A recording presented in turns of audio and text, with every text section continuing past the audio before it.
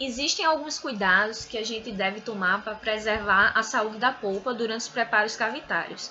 O primeiro deles é em relação à profundidade, porque a gente já sabe que quanto mais profundo o preparo, mais profunda essa dentina, ela vai apresentar uma maior permeabilidade, o que pode aumentar o risco de repercussões pulpares. Quanto à extensão, a gente vai precisar limitar a abertura, a extensão da cavidade, apenas ao necessário para utilizar os instrumentais de remoção do tecido cariado. Em relação à refrigeração, a gente tem que estar atento à saída do spray de água, da caneta de alta rotação, que precisa ser tripla ou dupla, e essa saída do spray deve estar sempre direcionada para a parte ativa da broca. A gente precisa fazer a utilização de brocas novas, que apresentem um corte eficiente. E quando a gente está fazendo o preparo cavitário, não devemos fazer uma pressão excessiva, de maior atrito dessa broca na superfície do dente.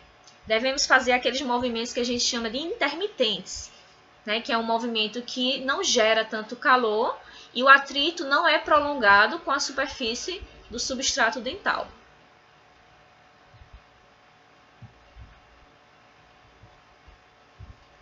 Precisamos ter cuidados também durante as etapas de lavagem e secagem, após a realização do preparo cavitário e quando a gente vai finalizar com a restauração de resina composta, por exemplo. Então, o cuidado que a gente tem que ter na lavagem, por exemplo, após o condicionamento ácido, é que a gente precisa remover todo o ácido fosfórico e os subprodutos da reação. Então, se a gente condiciona aquele tecido, aquela dentina por 15 segundos, a gente precisa lavar por no mínimo 15 segundos. O cuidado que a gente precisa ter na secagem da dentina é que após o condicionamento ácido, a gente sabe que essa dentina ela pode ficar ressecada se a gente não seca da maneira correta. Então, a gente precisa fazer essa secagem ou com papel absorvente ou com algodão, para que as fibrilas de colágeno não fiquem colabadas, certo? Elas precisam estar ainda um pouco úmidas para favorecer as etapas de adesão.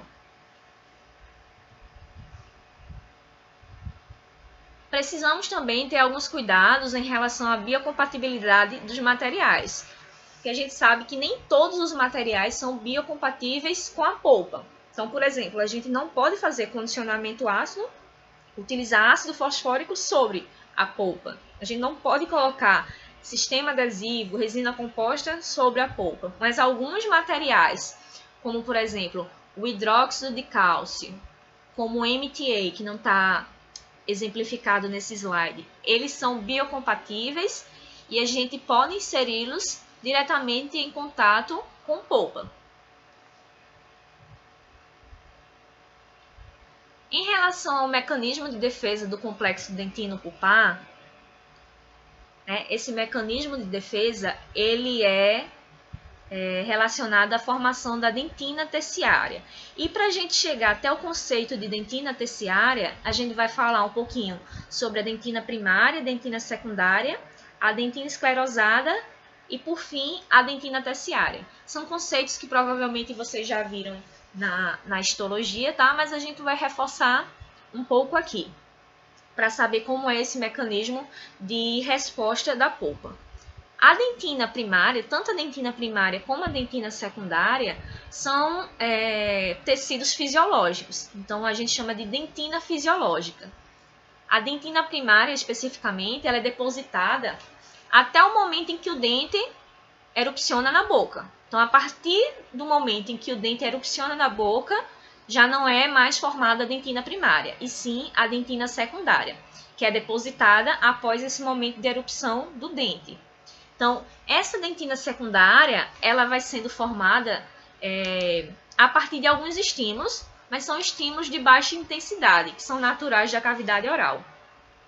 Já a dentina esclerosada, a gente disse que é um tipo de dentina secundária, sendo que é uma dentina secundária que se torna mais mineralizada, porque ela reage frente a algumas agressões que são um pouco mais intensas do que as da dentina secundária por si só. São agressões relativamente moderadas, então ela fica mais obstruída. Então, seus túbulos são mais obstruídos, ela é mais hipermineralizada e se caracteriza também como uma dentina mais escurecida, mais acastanhada. Então, a dentina esclerosada, ela não é uma nova dentina. Ela é uma dentina secundária que passou por essa modificação depois de uma reação à agressão mais moderada. Então, ela fica mais mineralizada, mais acastanhada e seus túbulos dentinários ficam obstruídos. Já a dentina terciária é aquela dentina que vai reagir, né, a partir do mecanismo de defesa do complexo dentino-pulpar. Ela reage a agressões mais intensas, a estímulos mais intensos. E essa dentina vai ser depositada nesse momento, né, em reação a esse estímulo mais intenso, mais agressivo, como o estímulo de uma lesão de cárie, por exemplo. A dentina terciária ela pode ser dividida, classificada em reacional e reparadora. A reacional vai ser aquela formada por odontoblastos primários, então elas resistem ao estímulo agressivo e reagem ao estímulo depositando uma nova dentina, certo? Mas é por odontoblastos que já existiam na polpa. No entanto, a reparadora difere da reacional porque é formada por odontoblastos que são recém-diferenciados. Então, eles foram formados nesse momento para reagir a esse mecanismo de agressão mais intenso. Então, esses odontoblastos recém-diferenciados vão substituir aqueles que não resistiram à agressão, que morreram depois da agressão que foi mais intensa. Então, essa formação da dentina terciária, ela reflete, como a gente pode ver nesse esquema, na redução do volume da polpa, tá? Então, esse volume pulpar aqui vai ser substituído por um tecido mais mineralizado. Então, a polpa vai diminuir em seu tamanho, o tecido conjuntivo vai ser reduzido e vai ser transformado num tecido mais mineralizado. A gente vai começar a ver agora os materiais que podem ser utilizados para os tratamentos conservadores da polpa. A indicação do material protetor ou agente protetor vai ser baseada tanto na profundidade da cavidade, nas características da polpa e dependente do material restaurador que a gente vai utilizar posteriormente.